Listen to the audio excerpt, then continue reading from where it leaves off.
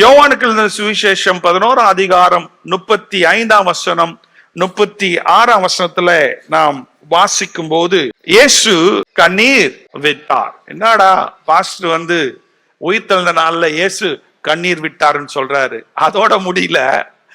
அப்பொழுது யூதர்கள் இதோ அவர் அவனை எவ்வளவாய் சிநேகித்தார் என்றார்கள். யாரை? லாசருவை. லாசருவை எவ்வளவாய் சிநேகித்திருக்கிறார். அதனாலே இந்த இயேசு அழுகிறார். அதனாலே இந்த இயேசு மனதுருக்கமுடையவராக இருக்கிறார். அப்போ அவர்களில் சிலர் குருடனை கண்களை திறந்த இவனை என்ன பண்ண சாகாமல் இருக்க பண்ணவும் கூடாதா என்றார்கள். அவருக்கு ஆரம்பமும் இல்லை, அவருக்கு முடிவும் இல்லை, அவருக்கு ஆதியும் இல்லை, அவருக்கு அந்தமும் இல்லை. அவர் ஆல்பாவும் ஒமேகாவுமாய் இருக்கிறார். வேதம் சொல்லுகிறது அவர் இருக்கிறவராய் இருக்கிறார். அவரால் அல்லாமல் ஒன்றும் உருவாக்கப்படவில்லை. ஆமென், ஆமென். கேக்குதா? புரியுதா? அந்த மேலான உன்னத மகத்துவ கனத்துக்குரிய வல்லமையின் தெய்வம் அழுது கொண்டிருக்கிறார். ஆமென். அவர் சொன்னால் ஆகும், அவர் கட்டளையிட்டால் நிற்கும். ஆமென். அவர் ஆதாமை உருவாக்கும் போது அந்த ஆதாமுக்கு பைபிள் சொல்லுது, அந்த நாசியிலே அந்த சுவாசத்தை ஊதினார், அவன் ஜீவ ஆத்மாவானான். ஆமென். அந்த மகத்துவம் உள்ள தேவன் ஒரு மூலையில நின்றுட்டு ஜனங்க அழுறதையும் அவர்களுக்கு அன்பானவர்கள் கஷ்டப்படுறத பார்க்கும் போது அவர் மூலையில அழுதுட்டு நிற்கிறார். வல்லமை இல்லாததுனால இல்ல, அற்புதம் செய்ய முடியாததுனால அல்ல. ஆமென், அல்லேலூயா. என் தேவன், வேதம் சொல்லுகிறது, அவர் மனிதனுடைய சூழ்நிலையை, மனிதனுடைய வேதனையை புரிந்து கொள்ளுகிற நல்ல தெய்வம் தான் என் ஆண்டவராக இயேசு கிறிஸ்து. என் கூட இருக்கிற கணவர், என் கூட இருக்கிற மனைவி, என் கூட இருக்கிற பிள்ளைகள், என் கூட இருக்கிற தகப்பன் தாய் என்னை முற்றிலுமாய் புரிந்து கொள்ள முடியுமா முடியாதா தெரியாது. என்னை நன்கு அறிந்திருக்கிறவர், என்னை எல்லாவற்றிலும் புரிந்திருக்கிற ஒரு நல்ல தெய்வம் இருக்கிறார். இந்த வசனம் எனக்கு சொல்லிக் கொடுக்கிறது, என்னுடைய வேதனையை அவர் நன்கு அறிந்திருக்கிறார். அவருடைய மனதுருக்கத்திற்கு அளவே இல்லை. அல்லேலூயா. யாருக்கெல்லாம் அந்த மனதுருக்கம் இருக்கு? யாருக்கெல்லாம் அந்த கம்பேஷன் இருக்கு? யாரெல்லாம் இந்த இயேசுவின் குணத்தை இந்த ஈஸ்டர் நாள்ல நமக்கு தேவையானது, அவசியமானது இந்த இயேசு கிறிஸ்துவனுடைய மனதுருக்கம். ஆமென். அந்த உயிர்த்தெழுந்த வல்லமை நமக்குள்ள இருக்கும்போது, என்னுடைய முதல் பாயிண்ட் என்னன்னு சொன்னா, அந்த உயிர்த்தெழுந்த வல்லமை எனக்குள்ள இருக்கும்போது எனக்குள்ள இயேசுனுடைய மனதுருக்கம் இருக்கும். இயேசு என்ன பண்றாருன்னா, இந்த வசனத்தில் நம்ம வாசிக்கும் போது இயேசுவுக்கு நம்முடைய துக்கங்கள், வலி, அந்த துக்கத்துல நுழைஞ்சி, துக்கத்தை விட்டு ஓட மாட்டார், துக்கத்துக்குள்ள நுழைஞ்சி நம்ம கூட உக்காந்து அவரும் துக்கிக்க பெருசாலாம் பேச மாட்டார். அவரும் நம்ம கூட அமர்ந்திருந்து உங்களோடு சேர்ந்து உங்க வலிய அவர் பகிர்ந்து கொள்ளுகிற தேவனாய் இருக்கிறார். அல்லேலூயா. இந்த இயேசு நீங்க உணர்கிற அந்த உணர்வை அவரும் உணர்கிறார். ஆமென், அல்லேலூயா. நான் சொல்றது புரியுதுங்களா? இது ஒரு ரேர் காம்போ. இன்னைக்கு குடும்பங்கள் சமாதானமா இல்லாததற்கு காரணம், இன்னைக்கு உறவுகள்ல அந்த ஒரு புதுப்பித்தல், அந்த உறவுகள்ல ஒரு நெருக்கம் இல்லாததற்கு காரணம் இயேசு அந்த அற்புதத்தை வெளிப்படுத்துகிறார். ஆமென், அல்லேலூயா. என் குடும்பத்துல எனக்கு தெரிஞ்சவங்க துக்கப்படும் போது அவங்க கிட்ட போயிட்டு, கவலைப்படாத, கர்த்தர் பார்த்துப்பார், அது நீ எனக்கு சொல்லாத, எனக்கு நல்லா தெரியுமா தெரியாதா? கவலைப்படுறவங்க கூட கவலைப்படு, அதுதான் தெய்வீகம். அல்லேலூயா. அங்க போய் ஹீரோயிசம் காட்டாத, இயேசு காட்டல. ஆமென். அழுறவங்களோட போய் அழு. வாயை மூடிட்டு அழுறாங்களா, நீயும் வாயை மூடிட்டு கூட அழ தெரியலையா, உக்காரு. ஆமென். அப்போ நீங்க என்ன பண்றீங்கன்னா, அவங்க துக்கத்தோடு நீங்கள் நுழைகிறீர்கள். அல்லேலூயா. அவங்க துக்க நிலையில போய் அவங்கள என்ன பண்றீங்க? ரீச் பண்றீங்க. ஈரோசம் காட்டல ஒரு நாள் உங்களுக்கு வலி வரும், ஒரு நாள் உங்களுக்கு இழப்பு வரும், ஒரு நாள் நீங்க ஹாஸ்பிட்டல் பெட்ல இருப்பீங்க, ஒரு நாள் நீங்க உங்க குடும்பத்துல நேசிக்கிறவங்களை இழந்திருப்பீங்க. அப்போ எல்லாம் தெரிஞ்சவர் மாதிரி கவலைப்படாத, கர்த்தர் எல்லாம் பார்த்து கொள்வார். நிறைய பேர் அதை ஒரு ரூடாவே யோசிக்கிறது இல்ல. கேட்டா அது விசுவாசமா? இயேசு சொல்லி கொடுக்கிறாரு, அவர்கிட்ட உயிர்த்தெழுந்த வல்லமை இருக்கிற இயேசு சொல்லி கொடுக்கிறாரு, லாசரு மரிச்சிட்டான்னு சொல்லி எல்லாரும் அழுதுட்டு இருக்கும் போது அவரும் சேர்ந்து அழுதார். பிரசங்கம் பண்ணாரா? பிரசங்கம் பண்ணாரா? புத்தி சொன்னாரா? ஆமென். புத்தி சொன்னா உள்ள போகுமா? பிரசங்கம் பண்ணா உள்ள போகுமா?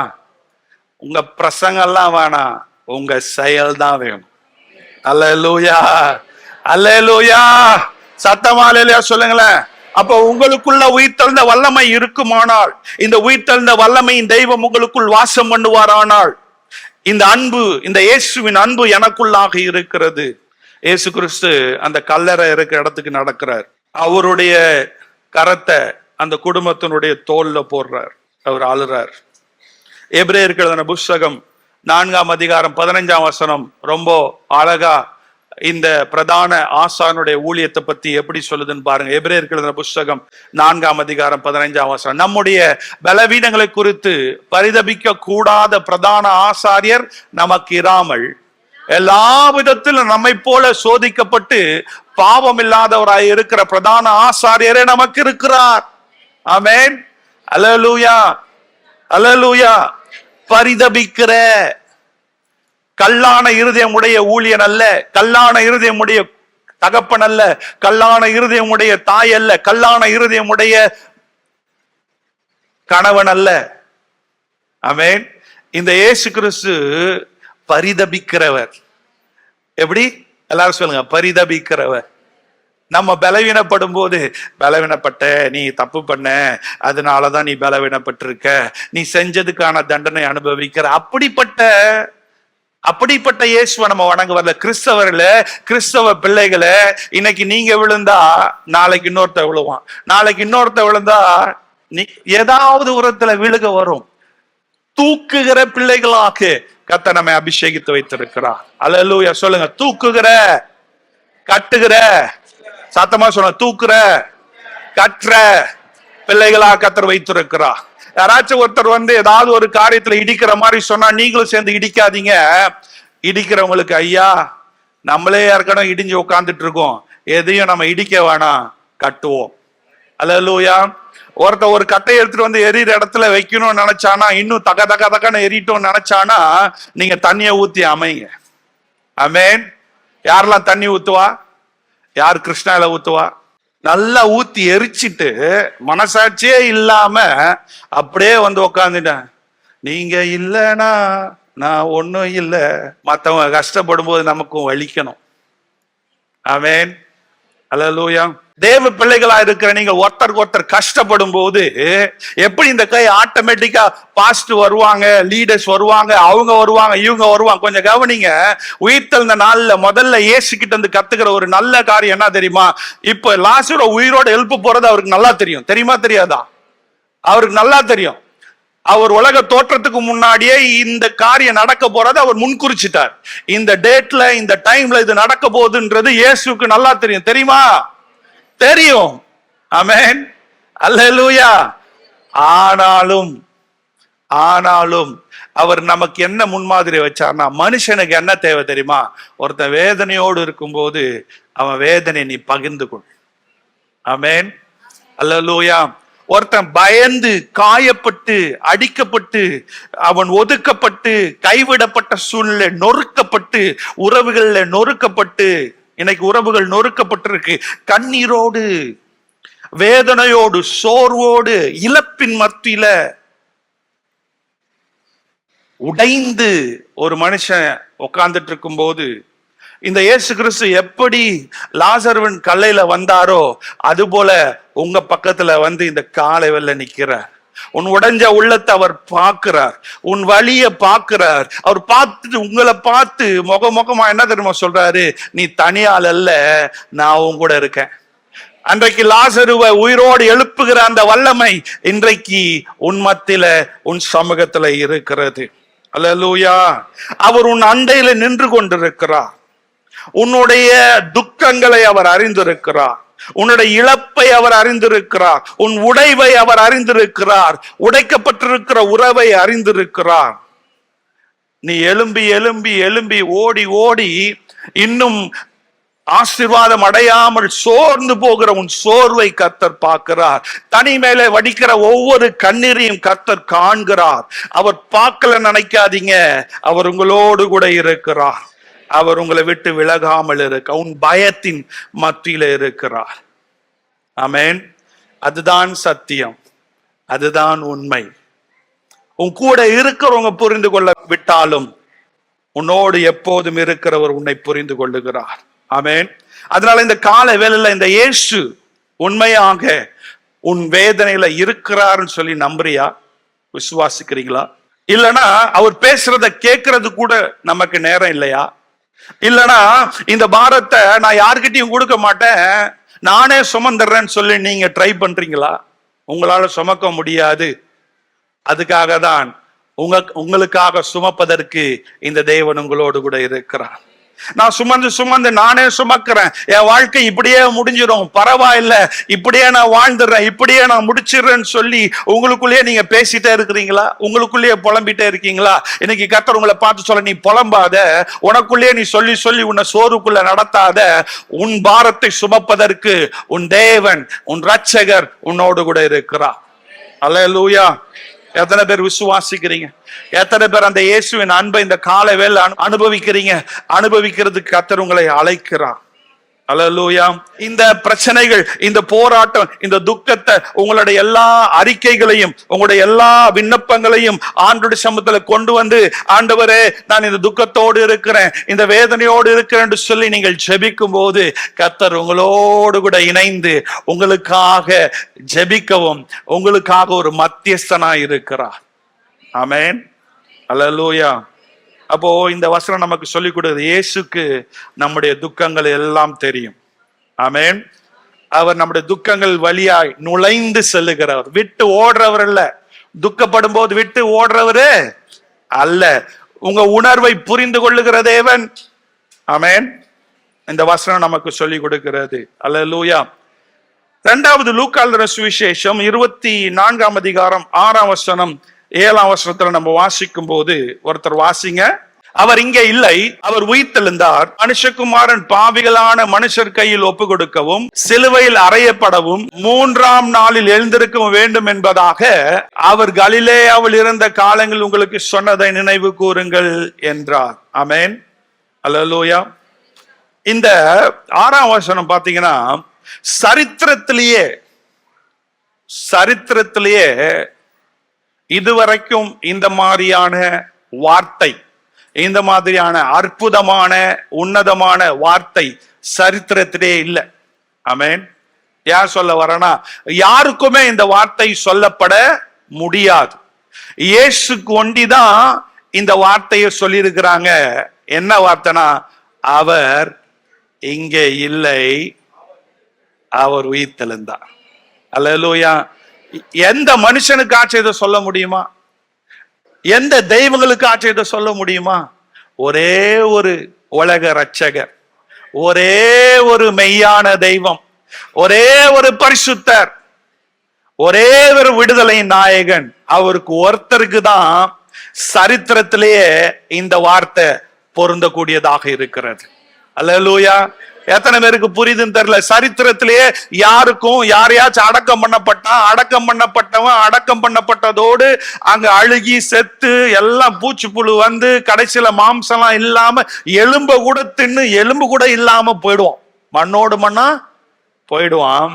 ஆனா ஒரே ஒருத்தருக்கு தான் இந்த வார்த்தை பொருந்தும், அவர் அங்கே இல்லை, உயிரோடு எழுந்தார்.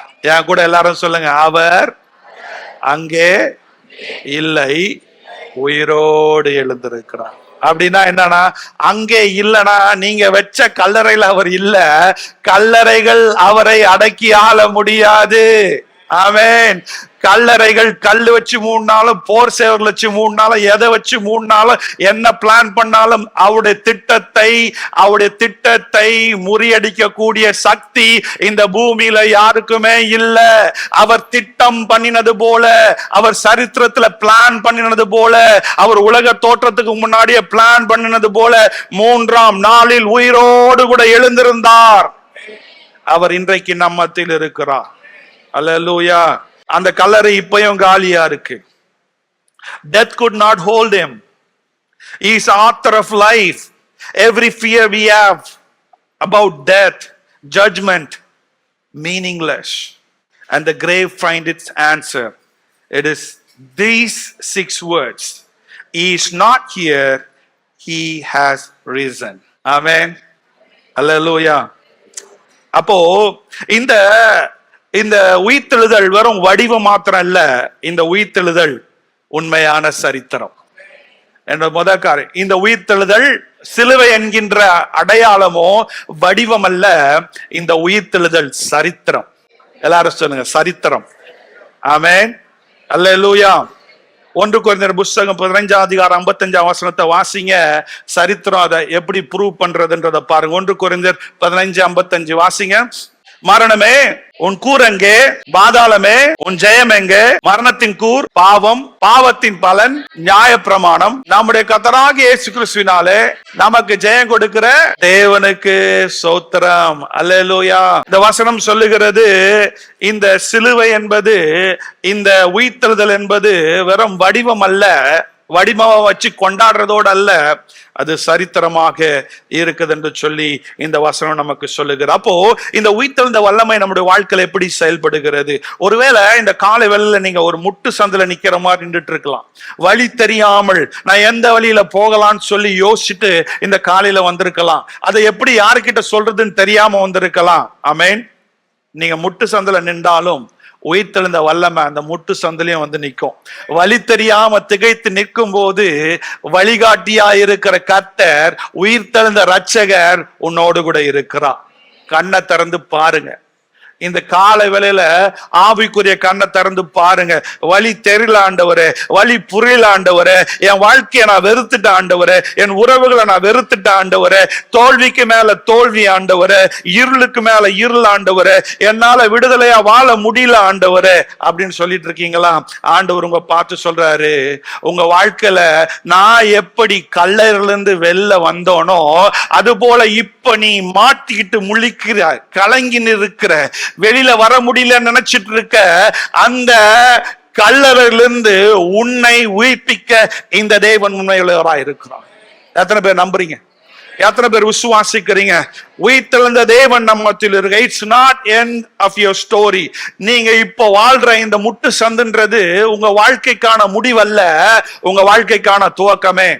ஆமென். நீங்க நினைச்சிட்டீங்க என்னுடைய சரித்திரம் இதோட முடிஞ்சிருச்சு, இந்த பிரச்சனை, இந்த வியாதியோட என் வாழ்க்கை முடிஞ்சிருச்சு, இந்த மரணத்தோட என் வாழ்க்கை முடிஞ்சிருச்சு அப்படின்னு சொல்லி நீங்க நினைச்சிட்டு இருக்கீங்களா? இல்லங்க, இது உங்களுக்கு முடிவல்ல. சொல்லுங்க பக்கத்துல, இது உங்களுக்கு முடிவல்ல. ஆமென்.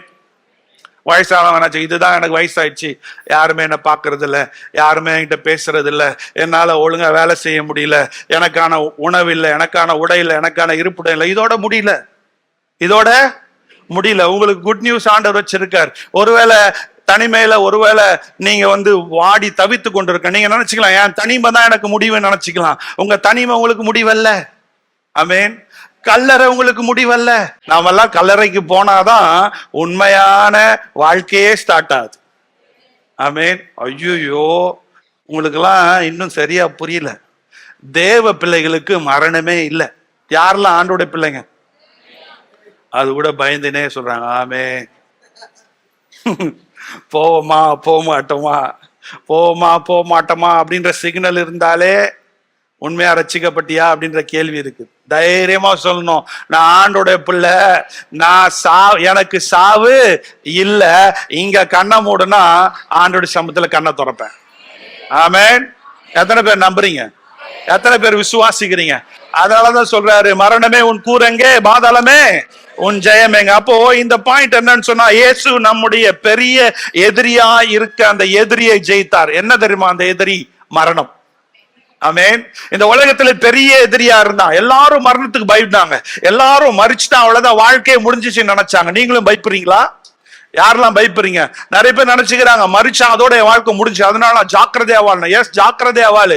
நீ எவ்வளவு ஜாக்கிரதையா வாழ்ந்தாலும் ஆண்டவரோட நாள் இந்த பூமியில இருந்து நீ எடுக்கணும்னு வந்துட்டா யாரும் உன்னை சேவ் பண்ண முடியாது. அப்போ இந்த வார்த்தை எல்லாம் என்ன சொல்லுதுன்னா, என்னோட 2வது பாயிண்ட் என்னன்னு சொன்னா, இயேசு நம்முடைய பெரிய எதிரியை ஜெயித்தார். பெரிய எதிரி யாருன்னா மரணம். ஆமென். மரணத்தை ஜெயித்தார். எல்லாரும் சொல்லுங்க, மரணத்தை ஜெயித்தார். இருள் இருந்தா வெளிச்சம் வரும். சொல்லுங்க, இருள் இருந்தா வெளிச்சம் வரும். ஆமென். இருளுக்கான நேரம் இருக்கு, வெளிச்சத்துக்கான நேரம் இருக்கு. அதனால இருளா இருக்கேன்னு உட்காந்துட்டே முழிச்சிட்டே இருக்காதீங்க, வெளிச்சம் வரும். சொல்லுங்க, வெளிச்சம் வரும். எழுப்பி சொல்லுங்க, வெளிச்சம் வரும். ஆமென். அல்லேலூயா. ஏன்னா இந்த இயேசு கிறிஸ்து மரணத்தை ஜெயமாய் விழுங்கினார். ஆமென். அல்லேலூயா. அப்போ இயேசு எதுக்காக அழுதார்? அவர் ஜனங்கள் மீது அன்புள்ளவராய் இருந்தார். இயேசு எதற்காய் மரித்தார்? பாவத்துக்கு பிரயாச்சித்தம் செஞ்சாதான் விடுதலை. இயேசு எதற்காக எழுந்திருந்தார்? ஏன்னா பாவத்தை ஜெயிப்பதற்காக, முற்றிலுமாய் மரணத்தை ஜெயித்து எழும்பினார் என்பதை அவர் உயிர்த்தெழுதல் நமக்கு வெளிப்படுத்துகிறது. ஆமென். அல்லேலூயா. சோ அதனால இந்த காலை வேளையில ஆண்டவருடைய சமூகத்துல நாம் வந்திருப்பதின் நோக்கம் இந்த உயிர்த்த இயேசுவை கொண்டாடுவதற்கு. ஆமென். லூக்கான சுவிசேஷம் 24ஆம் அதிகாரம் 7ஆம் வசனத்துல நாம் வாசிக்கும் போது அந்த வசனம் மீண்டும் நமக்கு ஞாபகப்படுத்துகிறது. என்ன ஞாபகப்படுத்துறதுன்னா, and be crucified on the third day, என்ன பண்ணுவாரு? அவர் மீண்டும் உயிரோடு எழுந்திருப்பார். அப்போ இந்த வசனம் நமக்கு எதை வெளிப்படுத்துகிறது என்று சொன்னால், சிலுவையும் உயிர்த்தெழுதலும் தேவனுடைய திட்டம். சிலுவையும் உயிர்த்தெழுதலும் தேவனுடைய திட்டம். வெறும் உயிர்த்தெழுதல் மாத்திரமல்ல, சிலுவையும் தேவனுடைய திட்டம். ஆமென். அல்லேலூயா. யாருக்கெல்லாம் சாகிறதுக்கு பயம்? ஒரு சிலர் பிரசங்கம் பண்றாங்க, நல்ல மனுஷன் நல்ல மாதிரி மரிப்பான், நல்ல மனுஷன் நல்ல மாதிரி மரிப்பான், பாவிகள் பாவியாக மரிப்பார்கள். யாரையா உங்களுக்கு சொல்லி கொடுக்குறா? எங்கதியா கத்துக்கிறீங்க? ஆமென். அல்லேலூயா. நல்ல மனுஷன் நல்ல மரணம். ஒரு சிலர் ஆவிக்குரிய பிள்ளைங்க சொல்லுவாங்க, நாங்க சாகிறதே தெரியக்கூடாது. எப்படி? அதுல ஒரு பெருமை, நாங்க சாகிறதுல கூட ஒரு பெருமை. அப்படியே கண்ணை மூடணும் செத்துடணும், கண்ணை மூடணும் செத்துடணும். உங்களுக்கு எனக்கு எப்படி அவர் பிளான் பண்ணி வச்சிருக்காருன்னு தெரியல. கண்ணை மூடி சாக போறோமா, எப்படி சாக போறோன்னு தெரியுமா? தெரியாது. ஆனா ஒரு சிலர் என்ன பண்றாங்க, சாகிறதுல கூட பெருமை. எல்லாரும் வரணுமா, பால் ஊத்தணுமா, எல்லாம் பால் ஊத்தின பிறகு அப்படியே பார்த்துனே இருக்கும்போது சாகணுமா. அப்புறம் ஒரு சிலர் சொல்லுவாங்க, நான் ஊத்தினே இருந்தேன்னா எங்க அம்மாவுக்கு நல்ல மரணத்தை ஆண்டவர் கொடுத்தார். ஆமென். எங்க அம்மா எல்லாரையும் பார்த்தாங்க, எங்க அப்பா எல்லாரையும் பார்த்து ஹாய் சொன்னாரு, நாங்க பாலை ஊத்திட்டே இருந்தோம், வாயை திறந்தே போயிட்டாரு. எவ்வளவு நல்ல மரணத்தை ஆண்டவர் எங்க அப்பாக்கு எங்க அம்மா கொடுத்தாரு தெரியுமா? அல்லேலூயா. ஆமென், ஆமென், ஆமென். யாருங்க உங்களுக்கு சொல்லி கொடுத்தா? நல்ல மரணம் நல்ல ஊழியனுடைய அடையாளம். நல்ல மரணம் உண்மையான தேவ பிள்ளைகளுடைய அடையாளம். அப்படியே காது கிளியா பேசுறாங்க. ஆமென், ஆமென். நான் அப்படியே பாக்குறீங்க, இதுல ஏன் இதை டச் பண்றேன்னு நினைக்கிறீங்களா? ஏன்னா இதெல்லாம் உண்மையான சத்தியங்கள். தேவையில்லாம யாராச்சும் குழப்பி வச்சிருப்பாங்க, யாராச்சும் குழப்பி. எப்படி மரிக்கிறன்றது முக்கியம் இல்ல, நீ வாழும் போது எப்படி வாழ்றன்னு தான் முக்கியம். அல்லேலூயா. ஒன்னொருத்தர் சொன்னார், நீங்க சாகும்போது நிறைய பேர் வரணுமா, வந்து அமுச்சு வைக்கணுமா. பாடுறா, இந்த உலகத்துல வாழும்போது எவ்வளோ பேரை சம்பாதி வச்சிருக்காரு, இவர மாதிரி ஒரு நல்லவரு நீங்க சொல்லிருக்கீங்களா? உங்க வாய் சும்மாவே இருக்காது. ஒரு 10 பேர் வச்சு சாவு, ஒரு தேவ பிள்ளைங்க 10 பேரை வச்சு சாவு எடுத்தாங்கன்னா, என்ன இந்த மனுஷன் பண்ணா? உலகத்துல இருக்கும்போது கூட ஒரு 10 மனுஷனை கூட சம்பாதிக்கிறதுக்கு அக்கறை இல்லைவெல்லாம் நல்ல மனுஷனா? இன்னொரு சாவு, ஆயிரக்கணக்கான பீப்புள் நடந்துட்டு போய் மாலையை போட்டுட்டு ரோடையே பிளாக் பண்ணிட்டு, பாடுறா என்ன மாதிரி சாவு. சாகிறதுல கூட பெருமை, சாகிறதுல கூட பெருமை. ஆமென். தேவ மனுஷர்களுக்கு வர கூட்டத்தை விட வாயில சொல்ல விரும்பல, வாயில சொல்ல விரும்பல. யாரோட சாவுக்கு பெரிய கூட்டம் வரும்? நீங்களே யோசிச்சு பாரு. அப்ப அவங்கள சொல்லிடலாமா? தேவ மனுஷன் இறந்து போயிருக்கிறார், அவர் தேவனோடு போய்விட்டார், அதனால இவ்வளோ கூட்டங்கள் வந்து அவரை வணங்கி செல்லுகிறார்கள் சொல்லலாமா? யார் அவங்களுக்கு எல்லாம் சொல்லி கொடுக்கிறா? மரணம்னா மரணம் எப்ப வேணா யாருக்கு வேணா வர, எப்ப வேணா எப்படி வேணா வரும். நீ வாழும்போது ஆண்டவருக்காக வாழ். அல்லேலூயா. நீங்க வாழும்போது யாருக்காக வாழணும்? ஆண்டவருக்காக வாழணும். எப்படி சாக போறேன்னு யோசிச்சுட்டே இருக்காதீங்க, எப்படி வாழ்றீங்கன்றதை யோசிங்க. செத்த பிறகுதான் உண்மையான வாழ்க்கையே ஸ்டார்ட் ஆகுது. அதனால அந்த வெளிச்சத்துல இப்ப வாழ ஆரம்பிங்க. ஆமென். அல்லேலூயா. சத்தமா அல்லேலூயா சொல்லுங்களேன்.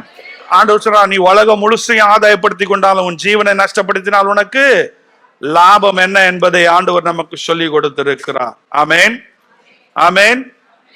அப்போ உங்களுடைய வாழ்க்கை புதிராய் தோன்றும் போது, நான் முடிக்க விரும்புகிறேன், உங்களுடைய வாழ்க்கை புதிராய் தோன்றும் போது, உங்களுடைய வாழ்க்கை சரியான ஒரு வெளிப்பாடு இல்லாமல் உபத்திரமும் போராட்டமும் உங்களை சூழ்ந்திருக்கும் போது, உங்க பிரச்சனையை மாத்துறதுக்கான வல்லமை இல்லாத மாதிரி நீங்க ஃபீல் பண்ணும் போது, எல்லாமே சைலண்டா இருக்கு, எதுவுமே என் வாழ்க்கையில நடக்கிறது இல்ல, ஒருவேளை என் சொந்தமா இருக்கிற என் அண்ணனுக்கு நடக்குது, என் தம்பிக்கு நடக்குது, தேவனை அறியாத எல்லாருக்கும் நடக்குது, ஆனா என் வாழ்க்கையில கர்த்தர் சைலண்டா இருக்காரு, எப்ப பார்த்தாலும் எனக்கு பாடு, எப்ப பார்த்தாலும் எனக்கு உபத்திரவம், எனக்கு நன்மையே வரமாட்டு, எனக்கு நன்மையே வரல, என் வாழ்க்கையில கஷ்டத்துக்கு மேல கஷ்டம், பாடுக்கு மேல பாடு, உபத்திரத்துக்கு மேல உபத்திரவம், சூழ்நிலை மாறவே இல்லை, இன்னும் குழம்பிதான் இருக்கேன், இன்னும் எனக்கு சிரிக்கிறது கூட அல்லது இந்த வாழ்க்கைய சந்தோஷமா கொண்டாடுறது கூட, ஈஸ்டர்ல கூட என்னால சந்தோஷமா இருக்க முடியலன்னு சொல்லி நிறைய உள்ளங்கள் இன்றைக்கு இந்த ஈஸ்டர் ஆராதனையில இருக்கிறீங்க. உங்களை பார்த்து ஆண்டவர் சொல்றார், உங்க கண்ணை பார்த்து சொல்றார், உங்க இருதயத்தை பார்த்து சொல்றாரு, நான் உன்னோடு கூட இருக்கிறேன். நீ பார்க்கல, உனக்குள்ள இருக்க. நீ நினைக்கிற நான் உன்னை விட்டு போயிட்டேன், நான் போல, நான் போற ஆள் இல்ல, நான் சொன்னதை செய்கிற ஆள். உன் பிரச்சனையில நீ என்ன யோசிக்கிறனா, பிரச்சனை ஏன் வந்ததுன்னு யோசிக்கிற, ஆனா இன்றைக்கும் நீ இந்த பிரச்சனையில உயிரோடு இருக்கிறனா, உன்னை உயிரோடு அவர் வச்சிருக்கார். இந்த பிரச்சனையில விட்டுட்டு இன்னைக்கு ஓடாம இருக்கிறதுக்கு காரணம், உன் வீட்டுக்காரை விட்டு ஓடாததற்கு காரணம், உன் மனைவி விட்டு ஓடாததற்கு காரணம், உன் பிள்ளைங்களை விட்டு நீ ஓடாது இருக்க. எத்தனையோ முறை நீ நினைச்சிருக்கலாம், எத்தனையோ முறை நீ ஃபீல் பண்ணிருக்கலாம். அவருடைய பிரசனம், அவருடைய உயிர்த்தெழுதல் வல்லமை உனக்குள்ள இருக்கிறதுனாலதான் அந்த போராட்டத்திலையும் நீ வாழ்ந்து கொண்டிருக்கிறாய். அப்பனா இந்த உயிர்த்தெழுந்த வல்லமை உன்னை வாழ வைத்து கொண்டிருக்கிறது. ஆனா நீ அவரை பார்த்து கேட்கிற, ஆண்டவரே நீங்க எங்க இருக்கீங்க, ஆண்டவரே என் வாழ்க்கையில இவ்வளவு பிரச்சனை இருக்கு. அவர் சொல்ல, உன் பிரச்சனையில நான் உன்னை தாங்கிட்டு இருக்கேன், நான் விழாமல் உன்னை தாங்கி கொண்டிருக்கிறேன். நீ நினைச்சிட்டு இருக்க நான் இல்ல நினைச்சிட்டு இருக்கேன், நீ சுவாசம் விடுறதை என்னாலதான் நீ விட்டுட்டு இருக்க ஆண்டவர் சொல்ற. ஆமென். அல்லேலூயா. நம்ம என்ன நினைக்கிறோம், பிரச்சனை மாறின ஆண்டவர் இருக்காருன்னு நினைக்கிறோம். பைபிள் அப்படி சொல்லல. பிரச்சனை நடுவில் அவர் இருக்கிறார், புயலின் மத்தியில அவர் இருக்கிறார், உன் கலகத்தின் மத்தியில அவர் இருக்கிறார். இந்த உயிர்த்தெழுந்த நாளில இந்த ஆண்டவர் உன்னை தேற்ற, உன்னை ஆற்ற, உன்னை உருமாற்ற, உன்னை நித்தியத்திற்கு நடத்த அவர் போதுமானவராக இருக்கிறார். ஆமென். அல்லேலூயா. அப்போ இயேசு கிறிஸ்து வெறும் அழுகிற தெய்வம் அல்ல, இந்த இயேசு கிறிஸ்து கல்லறை விட்டு வெளியில வர தெய்வம், அவர் உயிர்த்தெழுந்த தெய்வம். அவர் உன்னுடைய வேதனையை அறிந்திருக்கிற தெய்வம் மாத்திரமல்ல, அவர் உன் ரட்சகர். அப்ப அந்த ரட்சகரை நீ நம்பலாம். அந்த ராஜாதி ராஜாவை நீ நம்பும் போது உன் வாழ்க்கையில உண்மையான விடுதலையை பார்க்க முடியும். ஆமென். அவர் அங்கே இல்லை, அவர் உயிரோடு எழுந்திருந்தார். எல்லாரும் சொல்லுங்க, அவர் அங்கே கல்லறையில் இல்லை, அவர் உயிர்த்தெழுந்தார். அப்படியே ஏஞ்சி நிற்போம்.